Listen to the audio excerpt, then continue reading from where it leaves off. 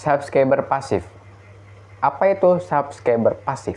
Jadi ini sebuah dimana channel YouTube itu subscribernya banyak, tapi ketika kita mengupload suatu video baru, itu yang nonton tidak dari setengah subscribernya atau sangat dikit sekali.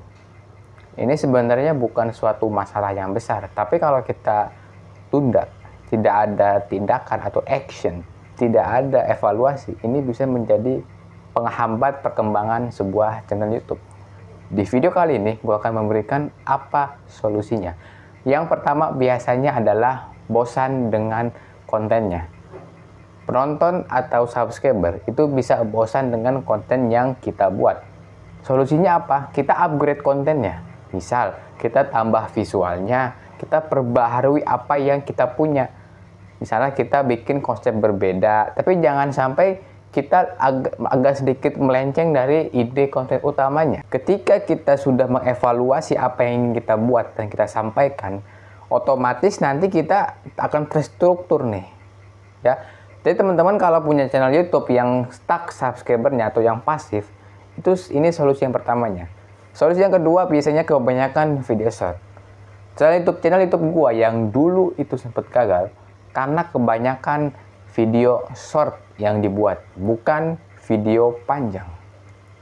Dari video short ini biasanya orang ngeklik video kita atau orang subscribe video channel kita melalui short itu cuman karena penasaran doang sekali. Ya, video shortnya muncul, menarik kontennya di subscribe. Ya, ini sebenarnya agak kurang.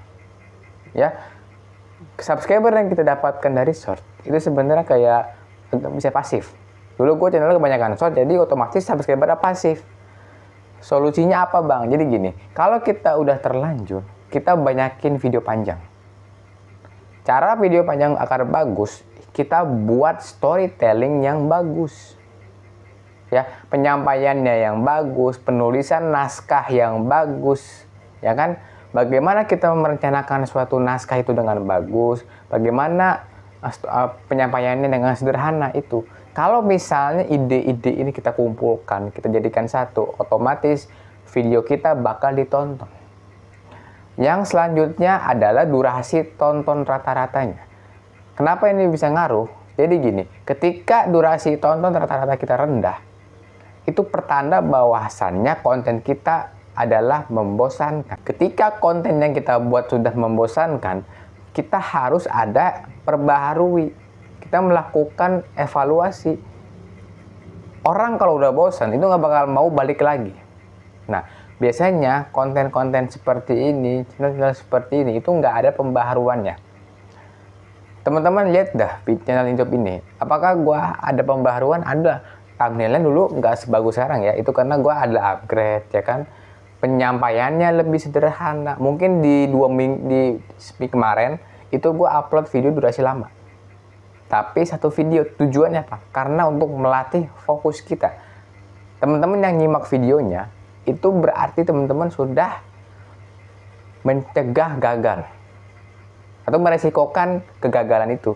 Jadi terukur nih, dari mana? Dari ilmu yang gue berikan. Jadi kalau teman-teman nonton video gue yang kemarin panjang, itu gue ngasih ilmu yang dalam. Ya, jadi fokus itu tujuannya. Jadi kalau kita bikin konten, bukan seberapa lama, bukan seberapa cepat, bukan seberapa bagus visual, tapi seberapa bermanfaatkah atau dampak yang dihasilkan di video kita itu besar atau enggaknya terhadap masyarakatnya. Jadi video gue yang kemarin tujuannya untuk itu.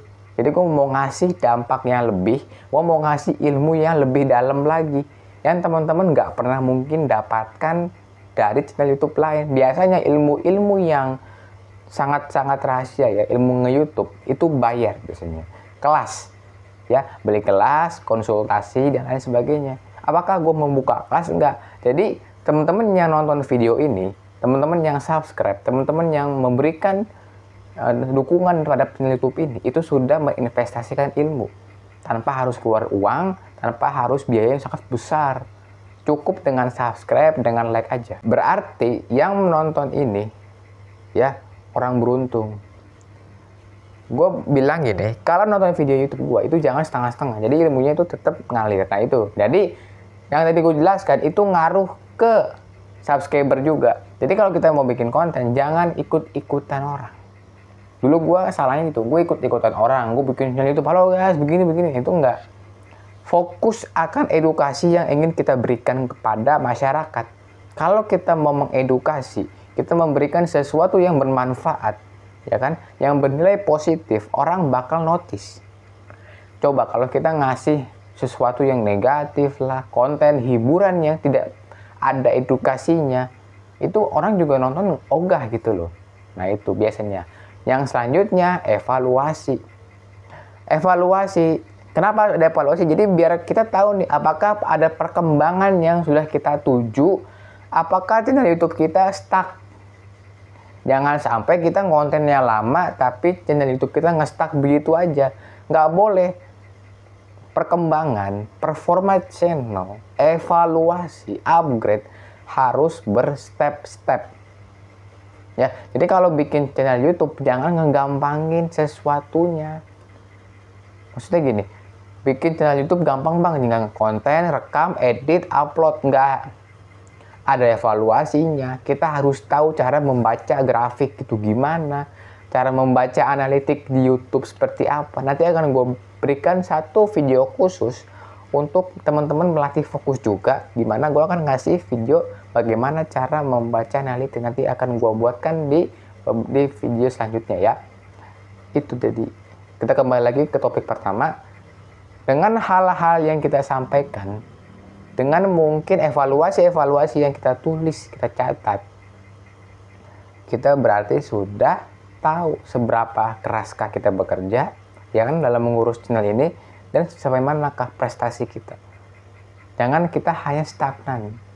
Caranya gimana bang? Kita bikin jurnal, atau teman-teman kalau yang udah lama konten, itu biasanya ada performa atau penilaian di dashboard, ya kan, ada 28 hari, 7 hari, dan sebagainya itu ada. Nah itu teman-teman upgrade, teman-teman evaluasikan. Nah itu adalah beberapa ilmu yang gue sampaikan di video kali ini. Semoga teman-teman yang nonton sampai akhir sudah berinvestasi ilmu. Dan kalau teman-teman yang mungkin masih merasa bosan, usahakan nonton sampai akhir, agar yang gue sampaikan secara gratis ini teman-teman bisa langsung praktekkan dan membuat channel teman-teman menjadi sukses dan besar.